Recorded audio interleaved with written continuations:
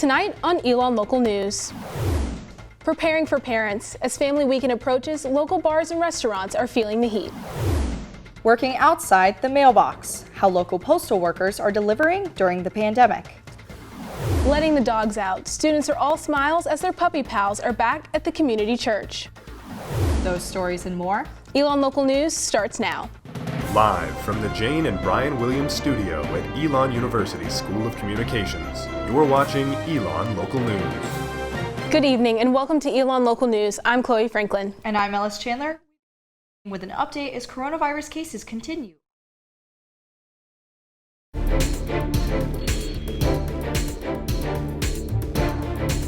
Though Elon reports a vaccination rate well over 90% in students, COVID case numbers continue to rise. In a statement to ENN, Elon spokesperson Owen Covington said the university does not have, quote, an accurate measure of the number of vaccinated people with no symptoms in our community who have contracted the COVID virus, end quote. Chair of the Healthy Elon Committee, Jeff Stein, says the university is anticipating more vaccinated students to test positive, but says he is seeing the shot work to prevent serious illness in students.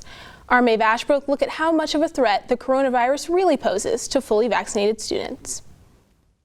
The Centers for Disease Control defines a breakthrough case as a detection of COVID-19 in a fully vaccinated person or someone more than 2 weeks past their second dose. Chief epidemiologist for the North Carolina Department of Health and Human Services, Dr. Zach Moore, says the organization is monitoring these cases, but the rates are low compared to unvaccinated people. I think that just kind of really drives home the point that, although we're in a very, very bad spot with our COVID pandemic right now in North Carolina, we have an incredibly effective tool. Elon's medical director, Dr. Jeanette Archinal, agrees. In an interview with ENN, Archinal said the vaccine is not enough to prevent an outbreak on campus. If the surge gets worse, if more vaccinated people start getting sick, then I would expect, based on past performance, that Elon administration will readdress that issue. It is unclear whether or not the university tracks what COVID cases are breakthrough cases versus which ones are not, but it will update COVID case numbers on campus every week. Maeve Ashbrook, Elon Local News. If you're vaccinated and are a close contact or experiencing COVID symptoms, please visit a doctor, but it is not required by Elon University. As COVID-19 cases increase on campus, there is still no official Zoom option, but some Elon students wish there was. Elon Jr. Allie Roberts is a political science major and has one class where the sessions are recorded in case students are absent. She says students should be a part of the decision about what their learning looks like when quarantined. I've had at least one professor say that as the university is concerned, they're hoping to not utilize the Zoom option, at least not consistently, because they felt like the level of learning was reduced when we had the Zoom option. But I think most people in my classes would like to have the option to be on Zoom. Roberts thinks that going online adds an additional level of comfort for classes, but understands there can be a lack of participation. I get that it's difficult for the professors to determine exactly what qualifies being unwell enough to not come to class. But as far as if I was actually placed into quarantine because of COVID, I would definitely want to be able to have the option to go on Zoom. Otherwise, I'd be really worried about how much I would be missing. Stein says faculty are not limited in how they respond to their students in quarantine, including allowing students to attend via Zoom. Today, Elon University reports 67 new cases of COVID-19 over the past week after more than 1,300 tests were administered. That's a 6% increase in positive cases since last week. Healthy Elon and the data team say they are still monitoring conditions on and off campus, and updates will continue to be announced weekly. Elon bars and restaurants have been struggling to staff and supply their businesses. With the pressure of Parents Weekend 2 weeks away, our Anne-Marie Bonner reported from downtown earlier today on how local businesses are preparing. Following the university's 2020 graduation ceremony and the return of campus social events, businesses like Oak House are facing supply shortages. They're running low on plastic cups. Owner Phil Smith says he'll start to use red Solo ones if necessary, but his main concern for Family Weekend is overworking his limited staff. For Family Weekend, that's probably the biggest thing is for us is just being prepared to handle the volume and to serve people, efficiently and pleasantly while being tired. Customers were asked to leave the Fat Frog on Saturday evening after the bar reportedly ran out of alcohol. Last week, Pandora's even ran out of cheese. McGurk's has been closed due to COVID-19, and the Good Uncle food delivery service will reopen on Thursday due to supply chain issues. Both the Fat Frog and McGurk's did not reply to ENN's request for comment. From downtown tonight, Anne-Marie Bonner, Elon Local News. According to the Office of Parent Engagement, registration for Family Weekend is currently 20% ahead of where we were at this point in 2019, but still short of the total number who registered by the end of the year's events. This morning, the registrar announced a change to 3 policies: the degree audit, repeat courses, and class registration waitlists that are set to happen in February. 4-year plans used to be done on an Excel spreadsheet and required students to search for sections, send it to their advisor, and update as they continue at Elon. The new student planner will allow for this whole process to be done at once. University Registrar Rodney Parks said this change benefits both students and staff as they will now be able to see how many sections they should be preparing for. Once we put it out there in February, it's going to be live for all students. So you'll be able to have plenty of time to kind of get used to the technology, plan your schedule, begin thinking about what a 4-year plan looks like. Elon will still allow students to retake a class they failed and have only the new grade calculated in their GPAs. But now the failed grade will only appear as RP for repeated course instead of an F. We can't take the course off your record, but we can suppress the grade so that it no longer shows. Parks also says implementing waitlists campus-wide, as opposed to just courses in specific schools, was a long time coming. He says students can expect more policy changes in the near future. Communities across North Carolina gathered this weekend to honor those who lost their lives in the September 11th attacks. In Pittsburgh, just under an hour away from campus, residents gathered around a piece of the Twin Towers. Resident Bill Crawford, who helped New York City recover from the 9/11 attacks in 2001, attended the memorial. He says he was honoring the first responders and veterans who served in Iraq and Afghanistan who fought to protect American citizens. That's the thankfulness I have for all the veterans, because they deliberately go into those areas even though they know where that's where all the crazy people are. To me, it's the same as the firemen and the policemen going into the World Trade Center when it was on fire. That's beyond heroism. That's almost insanity, but that's what they did. Meanwhile, here on campus, Elon held a panel last week to help students learn more about how the world has changed throughout the last 20 years. It really begins this new century in a way that it's very different than I think most of us who kind of maybe came of age in our. It's about politics in the 80s and 90s. It's not the 21st century that we thought we would inherit necessarily, but it's the one that we got. For more information on the panel, visit elonnewsnetwork.com. After the break, hear from Elon's town manager about a new location for the police station. I'll have what to expect for the weather as we approach the fall season after the break.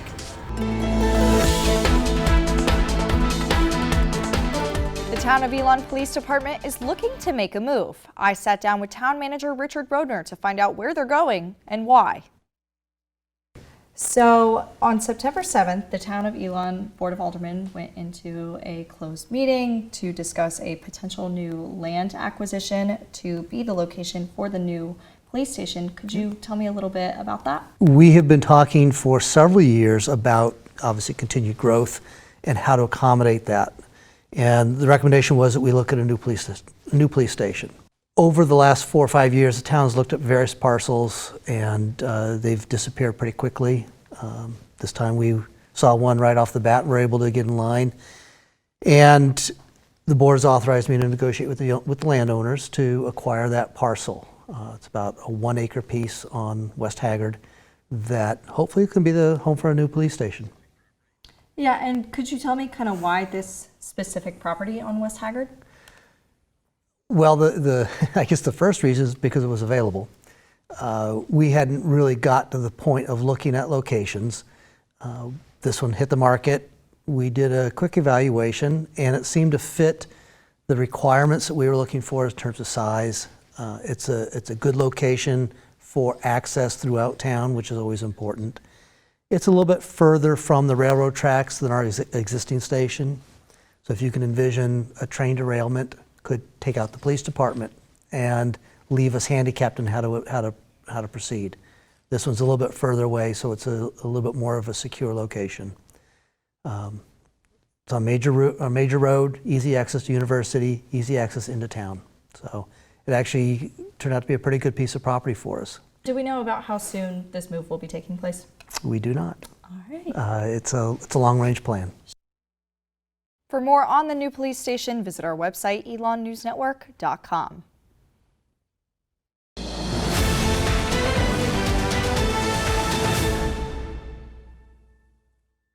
It's election eve in the Golden State as Californians will soon decide if they will recall Governor Gavin Newsom. The Democratic governor has been under fire for his handling of the coronavirus pandemic with harsher lockdowns and mask mandates than in other states. The recall election will present voters with two questions.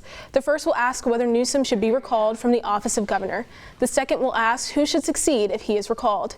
If a majority votes yes in question one, the candidate with the most votes on the second would win the election, no majority required. There are over 40 candidates to choose from in question two, with polls showing conservative radio host Larry Elder to be the favorite. Nevertheless, Newsom has seen a surge of support with the latest poll from UC Berkeley showing 6 in 10 likely voters oppose removing the governor. There are nearly 5 million more registered Democrats than Republicans throughout the state.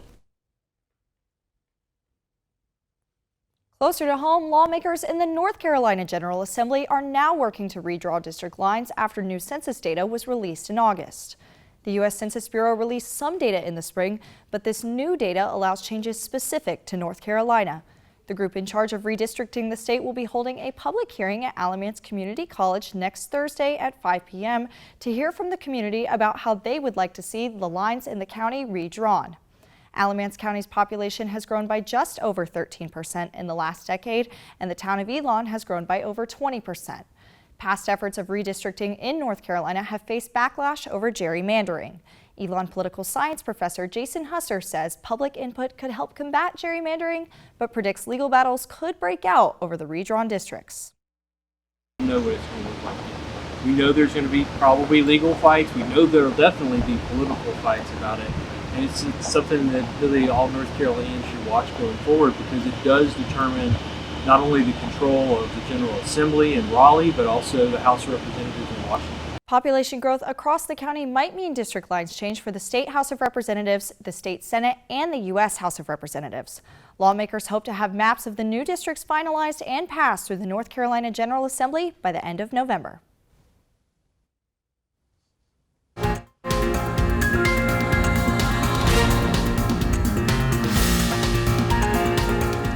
Parts of coastal Texas are under hurricane watch and tropical storm warnings as Nicholas gains strength in the Gulf. It is expected to hammer the state with up to 15 inches of rain, life-threatening storm surge, and severe flooding. Texas Governor Greg Abbott ordered state resources to be placed on standby along the length of the Texas Gulf Coast. Southern Louisiana is also at risk of heavy rain as the storm moves northeast just 2 weeks after the devastation caused by Hurricane Ida. Nicholas is the 14th named storm of the 2021 hurricane season.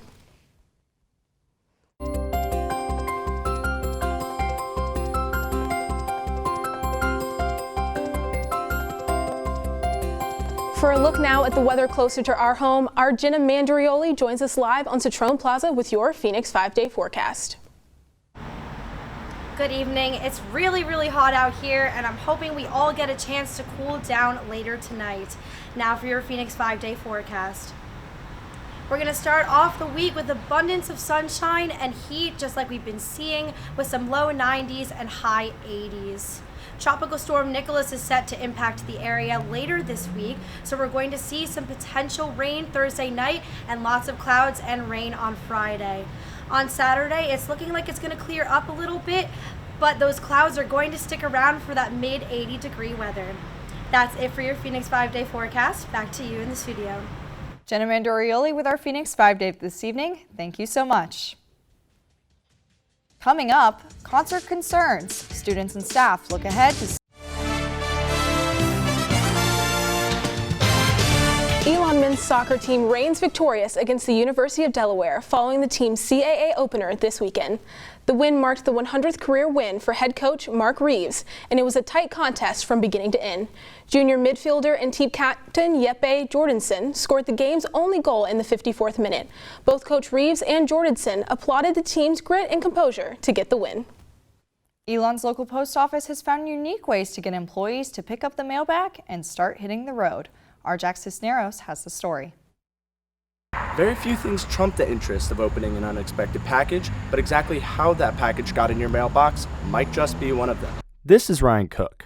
He's a mail carrier at the Elon post office, but unlike those out of Gibsonville or Burlington, Cook doesn't have to leave his own car for deliveries. I have a Park Avenue old Buick. It's like a 98 and no bench. I mean, it's got the bench seat, no consoles. Everything's pretty much old school. The shifter is on the wheel, on the steering wheel. Cook's Buick is what the post office calls a personal use vehicle. Cook gets paid a certain amount per mile for using his own vehicle, which Cook says is necessary. We are delivering mail to, we'll say, a minimum of about 300 houses on any particular route. So I've had flat tires, of course. I've had a transmission go out once. I've had a starter go out in the middle of the country before. I've had cars overheat. Let's see, what else? Knocked over a mailbox once. Only once. Unlike regular delivery trucks, though, Cook's vehicle has the steering wheel on the left side of the car, which is proven to be problematic when mailboxes are on the right. But Cook has figured out a way to manage. Postal carriers' cars are always messy, for the most part. Sit in. I have a tray that one of our carriers' husbands makes. We put mail here, set it in my lap right here, put my feet over there, and I drive like this while I hand mail out the window. It's a lot easier than you think. Cook says he much prefers the comfort of his own air-conditioned vehicle, even though his only source of music is a cassette player. Jack Cisneros, Elon Local News. The U.S. Postal Service is set to hire an additional 100,000 employees by the end of this year. For the first time ever, Elon's annual fall concert will not take place during homecoming weekend in November. Instead, Bryce Vine will take the stage at Schar Center in just under a month. I sat down with the members of the Student Union Board to learn more about their planning process. I never heard of this guy. I've never listened to his music. Not really excited for it just because it's like, I don't feel like this is going to be the type of artist I listen to. While the Student Union Board won't release names, several artists were said to be considered during the planning of this year's fall concert. But Sub-President Emily Sanderson said after reviewing student surveys following T-Pain's performance in 2019, they decided on Bryce Vine. We really thought that Bryce Vine was the best option for Elon. We did look at some other artists, but just based on his music and what students wanted, we really thought that he would be the best. In spite of Sub's intentions, several students like Elon Jr. Danny Broussard do not know Vine and don't plan to purchase a ticket. I don't plan on going really, just because it's just like, I don't feel like this Bryce Vine guy. I feel like if I want to go, I would have heard of him by now. And I'm 21 and I haven't heard of this guy. Healthy Elon safety protocols will be followed, including requiring masks for all attendees. Sanderson is unsure how many students will actually attend. We've gotten a lot of good feedback, but obviously students have to go in and purchase the tickets. Students usually purchase them closer to the concert, so I couldn't say. Sanderson says they are moving the event out of the homecoming weekend lineup because, quote, this is an attempt to space out our fall calendar with large events for students to engage with throughout the entire semester. This shift allows us access to a wider talent pool due to increased date flexibility. Adding, quote, recognizing the abundance of wonderful programs on homecoming weekend, we hope that removing the fall concert from the homecoming agenda will decrease the strain on university resource providers. For more details on this year's fall concert and how to buy tickets, visit our website, elonnewsnetwork.com. At the Elon Community Church over the weekend, we'll hear from who made the event possible. You're watching Elon Local News. Elon Community Church hosted its annual Dog Day Mixer Sunday for Elon students to put their pens down and pick their paws up. Our Naomi Washington has more. On the second Sunday of September, members of the Elon community brought their dogs for students to pet and play. Everybody's anxious, everybody's stressed out, everybody's freaking out about school. It's just kind of a nice low-key thing to do on a Sunday that like just really helps. Senior pastor at the Elon Community Church, Randy ORWIG, says it's events like these that help build a relationship between residents and students. The university is a major part of the community, and so to call that something that we would ignore would just be ignorant, and even if we didn't have a partnership in the past.